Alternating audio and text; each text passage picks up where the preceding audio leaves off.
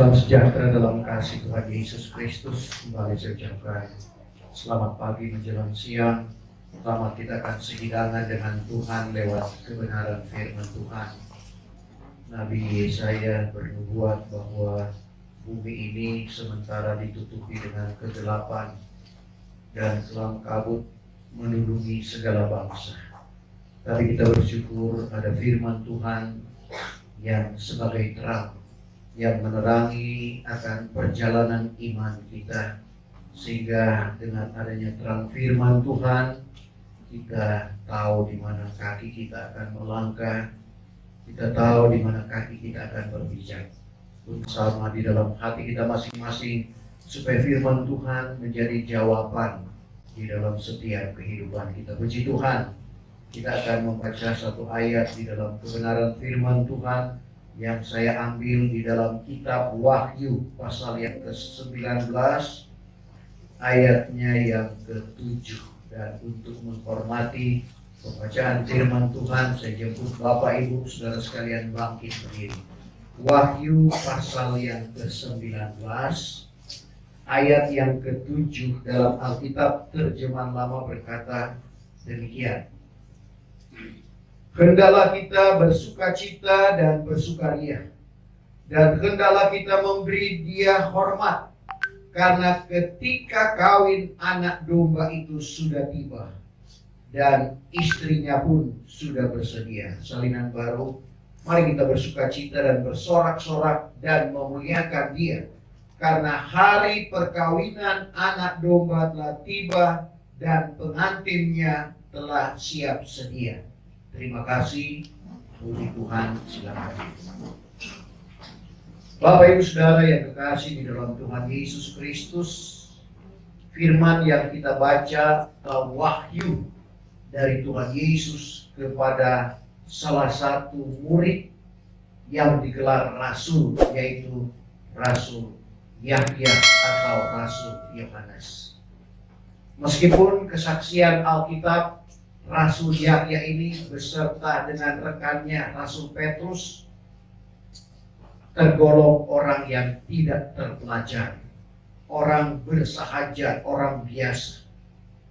Kalau kita baca dalam Kisah 4 ayat yang ke-13, tatkala mereka itu melihat keberanian hati Petrus dan Yahya itu, tatkala mereka melihat keberanian hati Petrus dan Yahya itu, serta pula tampak tiada berpelajaran, dan tanpa tidak berpelajaran, tidak terpelajar, dan orang yang bersahaja, orang biasa, orang bersahaja, orang sederhana. Heranlah sekaliannya, maka barulah dikenalnya keduanya bahwa dahulu mereka itu bersama-sama dengan Yesus. Lepas dari keterbatasan Rasul Yahya, tapi ada pemberian yang luar biasa yang Tuhan anugerahkan di dalam kehidupannya, yaitu kitab Wahyu ini. Saudara, dia sudah bersama-sama dengan Tuhan selama Tuhan melayani pekerjaan Bapaknya di tengah-tengah dunia ini. Dan setelah Tuhan Yesus naik ke surga, dia menganugerahkan wahyu ini kepada Rasul Yahya. Dan kitab Wahyu ini menceritakan jalannya pernikahan antara gereja Tuhan dengan Tuhan Yesus Kristus sebagai pengantin sorga. Jalannya pertunangan ada di dalam kitab Kidung Agung atau Sirulasar Soleman. Dan rahasia itu boleh Tuhan ungkapkan di dalam kehidupan kita. Untuk itu firman Tuhan datang kepada Bapak, Ibu, saya dan saudara pada pagi hari ini. Hendaklah kita bersukacita dan bersukaria, dan hendaklah kita memberi dia hormat, karena ketika kawin anak domba itu sudah tiba, dan istrinya atau pengantinnya sudah bersedia. Siapakah anak domba itu? Yohanes 1 ayat 9, lihatlah anak domba Allah yang mengaku dosa dunia. Jadi anak di sini tidak lain berbicara tentang Tuhan Yesus Kristus yang telah mengangkut dosa Bapak, Ibu, saya dan saudara, dan akhirnya Dia akan membawa kehidupan kita untuk menikah secara rohani dengan Tuhan. Saudara, tentang pernikahan berbicara tentang penyatuan. Artinya bersatu. Sebagaimana Tuhan Yesus, Dia berkata kepada orang yang menikah atau kawin, itu bukan lagi dua, tetapi satu. Coba kita baca Matius 19 maksud saya, ayat yang kelima dan ayat 6.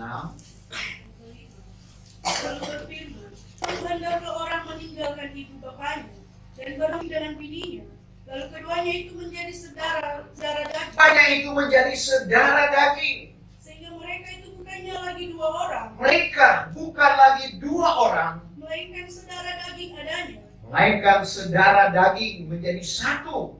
Sebab itu yang telah dijodohkan oleh Allah janganlah diceraikan. Jadi kita lihat pengertian pernikahan manusia di bumi ini adalah menjadi satu, menjadi saudara daging.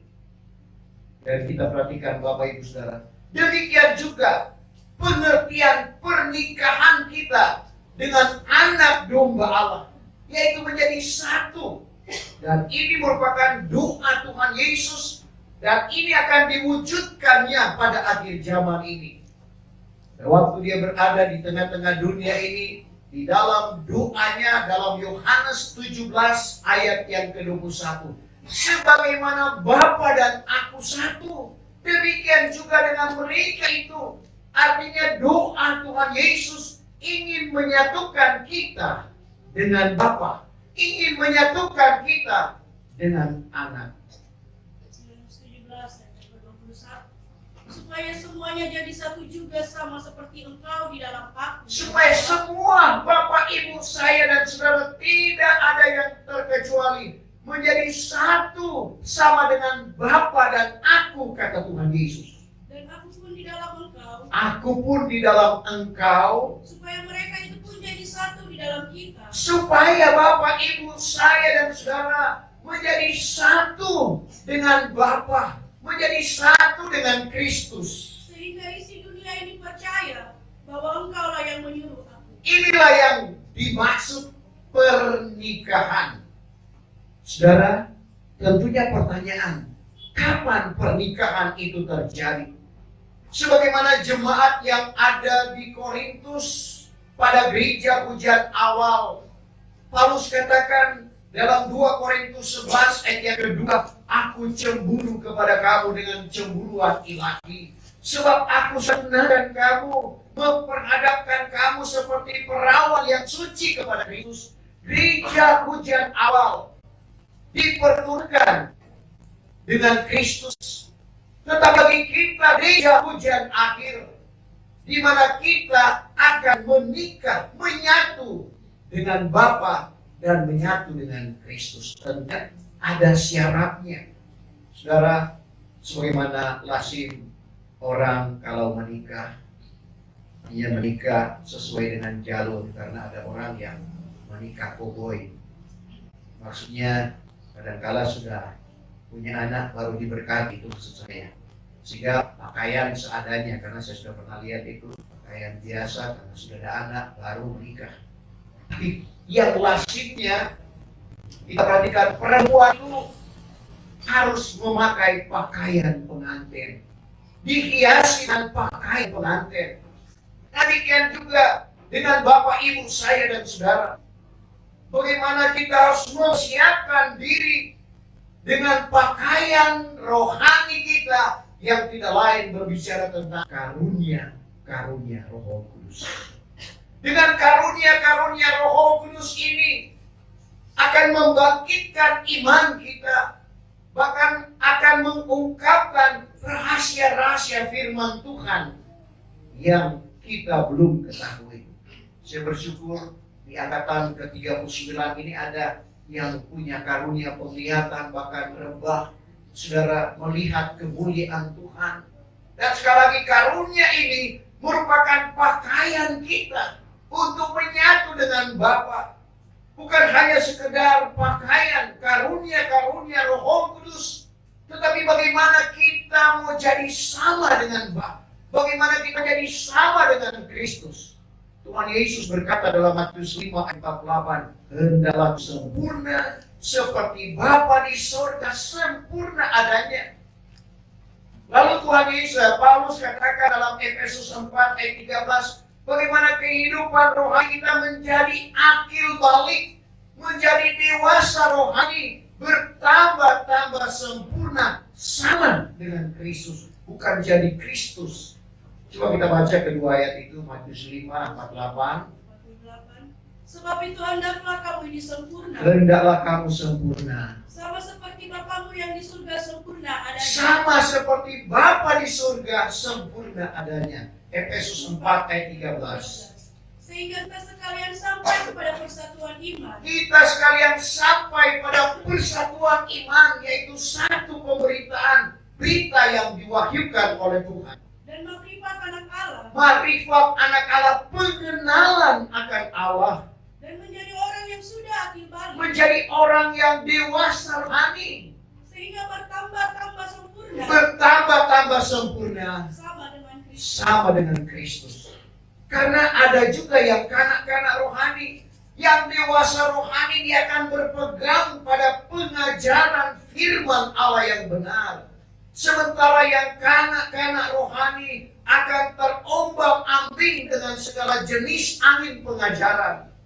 Karena kesaksian Alkitab, ada pengajaran akal-akal manusia. Sehingga Tuhan Yesus berkata dalam Matius 15 ayat 89, "Sia-sialah kamu menyembah aku, karena kamu mengajarkan hukum-hukum akal manusia." Ada juga pengajaran setan-setan, 1 Timotius 4 ayat 1.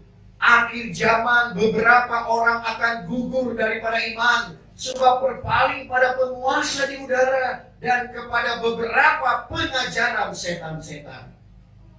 Ada juga pengajaran yang diwahyukan oleh Tuhan, seperti penegasan Paulus kepada jemaat yang ada di Galatia. Dalam Galati 1:11-12, "Aku tegaskan, aku maklumkan kepadamu, hai saudara-saudara, bahwa Injil yang kuberitakan bukan pendapatan manusia, bukan ia itu kupelajari dari manusia, melainkan wahyu daripada Yesus Kristus." Jadi ketiga macam pekabaran ini sementara bertarung. Nah, yang kanak-kanak rohani kita baca ayat 14 Efesus 4 tadi. Supaya jangan lagi kita menjadi kanak-kanak. Jadi supaya kita jangan kanak-kanak, tapi menjadi akil balik, dewasa rohani. Beralun-alun seperti gelombang. Kanak-kanak itu akan beralun-alun seperti gelombang. Dan ditiup oleh segala jenis angin pengajaran. Ditiup oleh segala jenis angin pengajaran. Dengan semu daya manusia dan cerdiknya. Dengan semu daya manusia dan dengan kecerdikannya. Yang membawa kepada segala akal yang sesat. Membawa kepada akal yang sesat, membuat kita tersesat. Tentunya kita tidak mau yang demikian. Untuk itu, kita perhatikan, kita perlu menjadi dewasa rohani. Syarat untuk menjadi satu dengan Bapa, menjadi satu dengan Anak. Dan kapankah kita akan menjadi satu? Atau dengan kata lain, kapankah pernikahan itu akan berlangsung? Kita sementara ditunangkan dengan Kristus. Sekarang kita berada pada meterai yang keempat. Kalau kita perhatikan di dalam gambar kitab Daniel, bahwa kita ada pada meterai yang keempat. Karena meterai pertama kuda putih, meterai kedua kuda merah, meterai ketiga kuda hitam, meterai yang keempat adalah kuda kelam, salinan baru kuda kuning hijau. Tetapi Bapak Ibu Saudara, salinan lama kelabu, karena itu perpaduan antara hitam dan putih.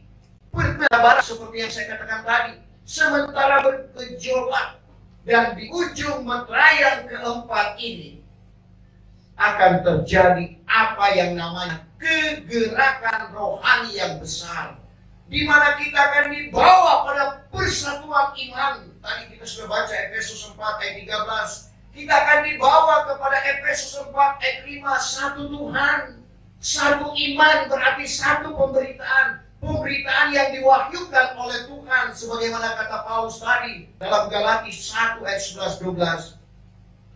Satu Tuhan, satu iman, dan satu baptisan. Tidak banyak baptisan sesuai dengan firman Tuhan. Jadi kita perhatikan, itulah yang akan terjadi pada kegerakan rohani yang besar. Kita akan dibawa pada persatuan iman. Dan sekali lagi, setelah kegerakan rohani yang besar, disinilah letak kesempurnaan gereja Tuhan. Karena kita perhatikan, Tuhan akan datang bukan lagi menjemput orang-orang berdosa seperti kedatangannya pada kali yang pertama, di mana kita akan rayakan bulan depan, hari kelahiran Kristus di tengah-tengah dunia ini. Tetapi kedatangan Tuhan pada kali yang kedua, yaitu Dia akan menjemput orang-orang yang tidak lagi bercacat celah. Artinya sempurna. Sempurna menurut Kamus Besar Bahasa Indonesia, lengkap. Tidak seperti saya, sudah kurang lengkap. Saya tidak kecewa, karena ada waktunya kita akan dilengkapi. Kita akan disempurnakan. Kalau kita baca 1 Tesalonika 5 ayat 23, yang kurang lengkap sekarang tidak perlu kecewa. Yang banyak cacat tidak perlu kecewa. Kenapa? 1 Tesalonika 5:23. Maka Allah sendiri yang pohon sejahtera itu, Allah sendiri yang pohon sejahtera itu menguduskan kiranya kamu dengan sempurna menguduskan kiranya kamu dengan sempurna, lengkap, roh, dan nyawa, dan tubuh kamu terpelihara dengan tiada bercacat celah terpelihara dengan tidak bercacat celah pada masa kedatangan Tuhan kita Yesus Kristus. pada masa kedatangan Tuhan kita Yesus Kristus. Maka Allah yang memanggil kamu itu setia, Allah yang memanggil kamu itu setia, dan Dialah juga akan menyempurnakan. Dia yang akan menyempurnakan, Dia yang akan melengkapi kita, akan kembali sempurna. Nah Bapak Ibu Saudara, dan sebelum itu terjadi, maka kita akan menyatu dengan Tuhan terlebih dahulu. Dimana sekali lagi, setelah gereja Tuhan disempurnakan, maka terjadilah pernikahan, penyatuan antara kepala dan tubuh menjadi satu. Kepala adalah Kristus, kita adalah anggota tubuh Kristus. Sekali lagi, syarat untuk menyatu, kita harus sempurna. Dan tentunya pertanyaan, bagaimana kita akan disempurnakan? Orang-orang yang disempurnakan adalah orang-orang yang melakukan kebenaran firman Tuhan yang berlaku di zaman Roh Kudus ini. Di mana Petrus yang memegang anak kunci kerajaan sorga. Tadi kita sudah baca kedua rasul Petrus dan Yahya lepas dari keterbatasan kedua rasul ini. Kalau Rasul Yahya menerima wahyu, Rasul Petrus menerima anak kunci kerajaan sorga. Dialah yang membuka rahasia keselamatan di zaman Roh Kudus pada waktu Roh Kudus dicurahkan di Yerusalem dalam Kisah pasal yang kedua. Orang berkacau bilau karena orang mulai berkata-kata dengan berbagai-bagai bahasa yang kita kenal adalah bahasa roh. Ada yang katakan ini perhimpunan orang-orang yang mabuk. Tapi Petrus dia bangkit berdiri. Dia berkata, ini bukan mabuk seperti sangkamu, karena ini baru pukul 9 pagi. Lalu Petrus mengungkapkan tentang apa yang dinubuatkan oleh Nabi Yoel. Ternyata Nabi Yoel, salah satu nabi yang bernubuat untuk apa yang akan terjadi di akhir zaman ini. Dalam Kisah 2 ayat 16, akhir zaman aku akan mencurahkan rohku kepada segala manusia, sehingga anakmu laki-laki dan perempuan akan bernubuat. Orang muda-muda akan lihat beberapa penglihatan, orang tua-tua akan mimpi berbagai-bagai mimpi. Ke atas hambaku laki-laki dan perempuan, aku akan mencurahkan rohku pada masa itu, dan mereka akan bernubuat. Petrus tidak berhenti sampai di situ. Dengan urapan dari kuasa Roh Kudus, karena dia telah menerima Roh Kudus, Tidak ada ketakutan bagi dia. Bahkan orang-orang Yahudi yang merayakan hari Pentakosta pada waktu itu dia tuding Yesus Kristus Tuhan yang kamu salibkan itu. Orang-orang yang mendengar khotbah Petrus yang diurapi dengan kuasa Roh Kudus bertanya kepada Petrus dan rasul-rasul yang lain, "Hai tuan-tuan dan saudara sekalian, apakah yang wajib kami perbuat?" Petrus menjawab di dalam Kisah 2:37-38, "Hendaklah kamu bertobat, berbaptis dengan nama Yesus Kristus akan jalan keampunan dosamu, lalu kamu beroleh anugerah Roh Kudus." Ketiga hal inilah yang membawa kita untuk sampai pada kesempurnaan. Jadi kita dengar firman, percaya, terima Tuhan Yesus. Karena ada yang dengar, tapi tidak percaya dan tidak menerima Tuhan Yesus.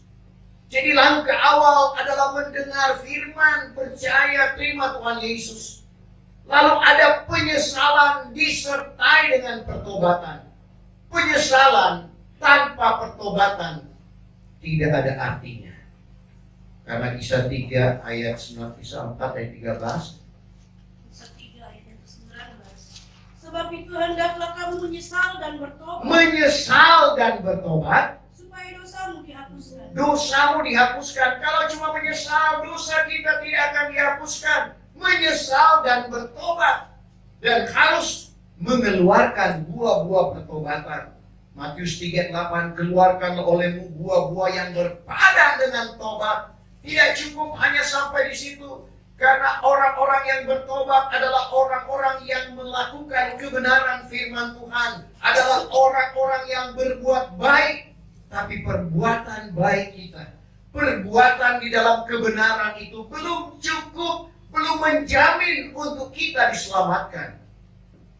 Kita perhatikan apa yang dikatakan di dalam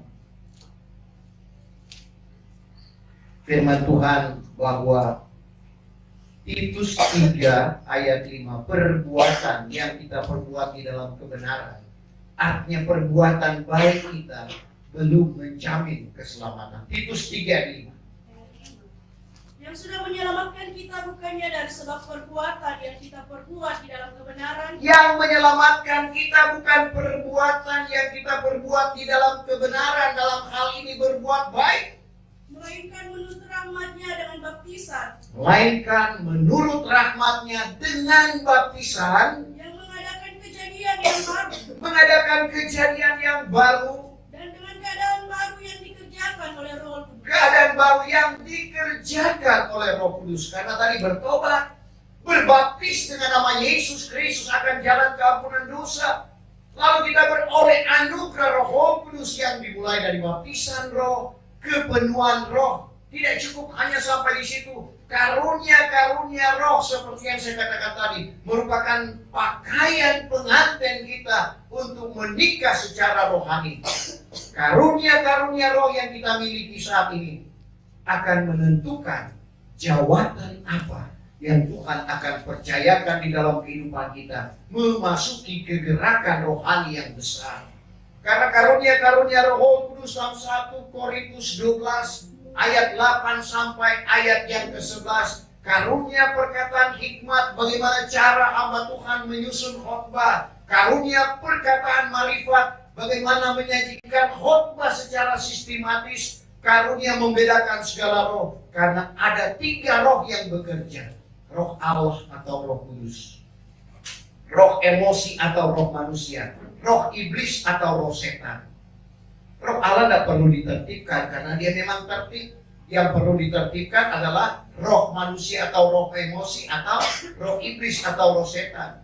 Lalu ada karunia iman, karunia mujizat, karunia kesembuhan, karunia lidah atau bahasa roh, karunia lidah yang diartikan, dan karunia nubuatan. Inilah karunia-karunia yang diungkapkan oleh Paulus kepada jemaat yang ada di Korintus. Lalu sekali lagi dengan karunia itu menentukan jawatan apa. Karena ada 5 jawatan Tuhan dalam Efesus 4 ayat 11-12. Ada rasul, ada nabi, ada penginjil, ada gembala dan guru agama. Lalu kita mengeluarkan buah yang terakhir, yaitu buah Roh Kudus yang dikatakan oleh Paulus adalah perbuatan ajaib. Karena tidak semudah membalik telapak tangan untuk mengeluarkan buah roh. Sehingga Paulus katakan buah roh itu adalah perbuatan ajaib.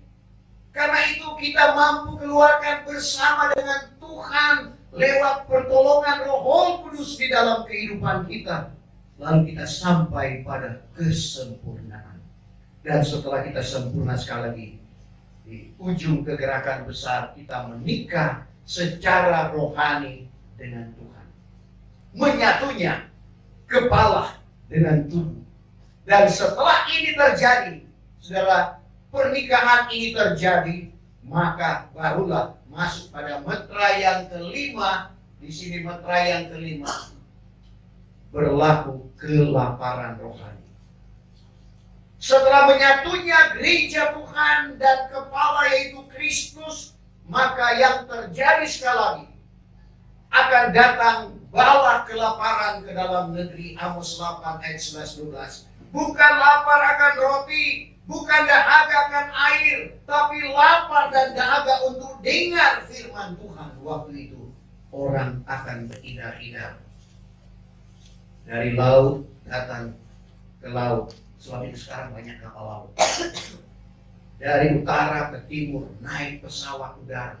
Tujuannya untuk menuntut firman, untuk mencari kalau ada pemberitaan seperti saat ini pada waktu itu. Tetapi tidak akan terjadi. Karena sekali lagi ada batas waktunya. Tuhan dengan kemurahannya. Untuk itu selagi hari siang, Tuhan Yesus katakan dalam Yakobus 9 ayat 4, wajib kita mengerjakan pekerjaan Bapa. Karena malam akan datang, itulah malam yang dimaksud. Coba kita baca Yakobus 4 ayat 9 ayat 4. Selagi hari siang. Selagi hari siang, pintu kemurahan Allah masih terbuka, kita masih bisa mencari kebenaran. Wajiblah kita mengerjakan pekerjaan Allah. Wajib harus kita mengerjakan pekerjaan Allah. Yang menyuruhkan aku. Yang menyuruhkan aku. Karena malam akan datang. Malam akan datang, pintu kemurahan Allah sudah tertutup. Apabila seorang pun tidak dapat bekerja. Orang tidak dapat bekerja, tidak lagi pemberitaan seperti saat ini, tidak lagi penginjilan, lapar dan dahaga. Orang akan menjual harta kekayaannya. Orang yang sekarang merasa kenyang, saudara, tidak mau dengar firman Tuhan. Waktu itu mereka akan rasakan kelaparan yang akan didatangkan oleh Tuhan. Bukan lapar akan roti, bukan dahaga akan air, tapi lapar dan dahaga untuk kebenaran firman Tuhan. Tapi bagi kita, kalau kita setia, kita tinggal menunggu metra yang keenam, yaitu keangkatan gereja Tuhan. Di metra yang kelima ada dua pilihan, bukan pilihannya, itu kehendak Tuhan yang terjadi. Akan terjadi, ada yang menggenapi bilangan, yaitu orang-orang yang akan mati. Karena di dalam Wahyu pasal yang ke-6, di mana darah-darah orang yang telah mati terbunuh, mengadu kepada Tuhan, berapa lama lagi ya Tuhan, Engkau tidak membelakan darah kami. Tuhan bilang, bersabarlah sedikit, karena ada orang seperti kamu juga yang akan mengalami kematian.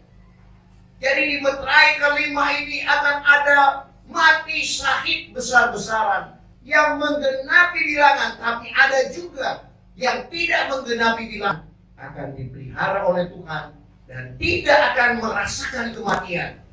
Lalu masuk pada keangkatan gereja Tuhan. Itulah kedatangan Tuhan pada kali yang kedua, fase pertama. Jadi Tuhan kali yang kedua, fase pertama, dia datang di atas awan dari langit. Dan dia akan menyuruhkan malaikatnya untuk meniupkan sangkakala yang besar bunyinya. Dan akan menghimpunkan orang-orang pilihan dari tepi langit ke tepinya yang lain. Di dalam Matius 24, 30-31. Sehingga terjadi serentak. Sekarang di sini siang, tapi di Amerika malam. Ada pada waktu siang, ada pada waktu malam serentak orang-orang yang telah dipulihkan, yang telah disempurnakan, yang setia, tidak menggenapi bilangan, akan diangkat pada keangkatan gereja Tuhan. Lalu orang yang mati di meterai yang kelima, mereka juga akan bangkit pada kebangkitan pertama setelah zaman Antikris, lalu dibangkitkan, bertemu dengan orang-orang yang tidak mengalami kematian di awan-awan, lalu diobatkan dengan tubuh kemuliaan. Karena meskipun sudah sempurna, harus diobatkan. Karena daging dan darah tidak akan dapat mewarisi kerajaan sorga. Jika Paulus dalam 1 Korintus 15 ayat 50 sampai 52. Tapi inilah kukatakan, hai saudara-saudaraku. Paulus katakan kepada jemaat Korintus, inilah yang kukatakan kepadamu, hai saudara-saudara, bahwa daging darah tidak dapat mewarisi kerajaan Allah. Daging dan darah tidak dapat mewarisi kerajaan Allah. Dan keadaan yang akan binasa tiada mewarisi keadaan yang tiada akan binasa. Keadaan yang binasa ini tidak akan mewarisi keadaan yang tidak akan binasa. Ingatlah, aku menyatakan kepadamu suatu rahasia. Paulus menyatakan suatu rahasia.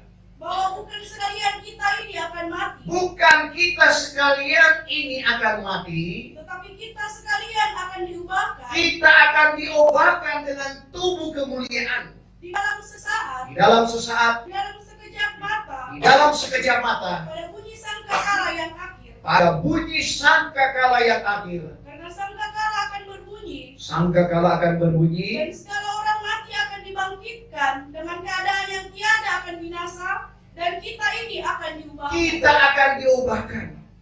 Bersama dengan orang yang dibangkitkan pada kebangkitan pertama. Seperti apa yang digambarkan di sini tadi. Dibangkitkan pada kebangkitan pertama, bertemu dengan orang-orang yang diangkat, yang tidak mengalami kematian. Lalu masuk pada inti ayat firman Tuhan kita. Pesta perjamuan kawin anak domba. Jadi menikah di bumi, pestanya di sorga. Saudara, kalau kita kan biasa satu paket. Pemberkatan nikah, resepsi. Hari itu juga. Tapi ada juga orang yang menikah dulu, baru resepsinya berikut. Begitu juga dengan kita, saudara. Ayat firman Tuhan yang dimaksud, hendaklah kita bersukacita dan bersukaria, dan hendaklah kita memberi dia hormat. Karena ketika kawin anak domba itu sudah tiba dan pengantinnya sudah bersedia. Sekali lagi ini berbicara tentang pesta perjamuan kawin anak domba Allah. Berapa lama Bapak Ibu Saudara? Pesta perkawinan anak domba Allah ini selama 75 hari. Dari mana 75 harinya? Adakah ayat firman Tuhan? 75 hari adalah dari Daniel 12 ayat yang ke-12. Berbahagialah ia yang bernanti-nanti sampai pada 1335 hari. Lalu dikurangi dalam Wahyu 12 ayatnya yang ke-6. Di mana waktu itu orang-orang akan disingkirkan selama 1260 hari. Jauh dari mata ular. Artinya mereka tidak menghadapi antikris. Jadi selama 1260 hari itu 3,5 tahun atau 42 bulan. Jadi kita perhatikan 1335 hari, Daniel 12 ayat 12 dikurangi dan Wahyu 12 ayatnya yang ke-6. Dan mengapa kita baca itu Daniel 12 ayat 12? Berbahagialah ia yang bernanti-nanti dan yang sampai kepada 1335. Berbahagia yang bernanti-nanti sampai pada 1335 hari. Dan Wahyu 12 ayat 6. Maka perempuan itu pun larilah kepada belantara. Lari kepada belantara waktu keangkatan gereja Tuhan. Di situ ada suatu tempat disediakan Allah baginya, supaya ia dipeliharakan di situ 1260 hari lamanya. 1260 hari atau 42 bulan atau 3,5 tahun itu di awan-awan, dan di bumi adalah zaman antikris. Jadi 1335 dikurangi 1260 sama dengan 5 hari. Pesta perjamuan kawin anak domba Allah. Satu hal yang luar biasa yang Tuhan janjikan di dalam kehidupan kita. Tapi syaratnya kita harus bersedia. Kita harus sempurna roh, jiwa, dan tubuh. Dan untuk sampai ke sana kita harus memiliki karunia-karunia Roh Kudus. Sebab itu Paulus dalam 1 Korintus 14 ayat 1. Supaya kita berusaha merebut, kalau boleh, semua karunia yang rohani. Terutama supaya kita bernubuat. Hambatlah olehmu kasih itu. Kejarlah olehmu kasih itu. Dan lagi usahakanlah dirimu akan beroleh segala karunia. Usahakanlah dirimu beroleh segala karunia yang rohani. Tetapi terlebih pula supaya kamu bernubuat. Tetapi terlebih supaya kamu bernubuat. Karena fungsi dari nubuat itu ayat 3, meneguhkan iman, menasihatkan, dan memberikan peringatan di dalam kehidupan kita. Dan akhirnya Bapak Ibu Saudara, kalau kita lakukan ini, apa yang difirmankan itu akan terjadi di dalam kehidupan kita. Suatu hal yang luar biasa. Dan setelah pesta perjamuan kawin anak domba, Saudara kembali lagi turun ke bumi ini, akan memerintah di dalam 1000 tahun masa damai. Ini terjadi sama dengan Adam dan Hawa sebelum jatuh ke dalam dosa. Jadi kita akan nikmati itu Bapak Ibu Saudara. Kenapa? Karena iblis akan dirantai selama 1000 tahun itu. Untuk itu Bapak Ibu Saudara, firman Tuhan mengingatkan, menjanjikan kita ada satu hal yang luar biasa yang Tuhan akan anugerahkan di dalam kehidupan kita. Apabila kita melakukan hukum yang berlaku di zaman Roh Kudus, yaitu hukum yang sempurna. Sebab itu orang yang melakukan hukum yang sempurna disebut orang yang berbahagia. Kenapa? Karena dia akan disempurnakan.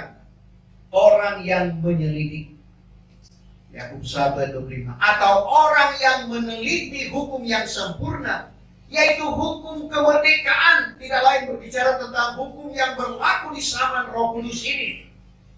Tidak menjadi orang yang mendengar lalu melupakan, tetapi orang yang menurut dengan sebenarnya, menurut dengan sungguh-sungguh, maka ialah orang yang berbahagia di dalam hal ia menurut. Kenapa? Karena kalau kita menurut hukum yang sempurna, menyelidik hukum yang sempurna, kita akan disempurnakan. Hanya hukum yang sempurna yang mampu menyempurnakan roh, jiwa, dan tubuh kita, sehingga terpelihara dengan tidak bercacat celah, dan kita akan sampai pada pernikahan secara rohani. Pesta perjamuan kawin anak domba selama 75 hari. Tuhan kiranya memberkati firman Tuhan pada pagi hari ini. Saja pun kita bangkit berdiri, kita nyanyikan sepujian. Tak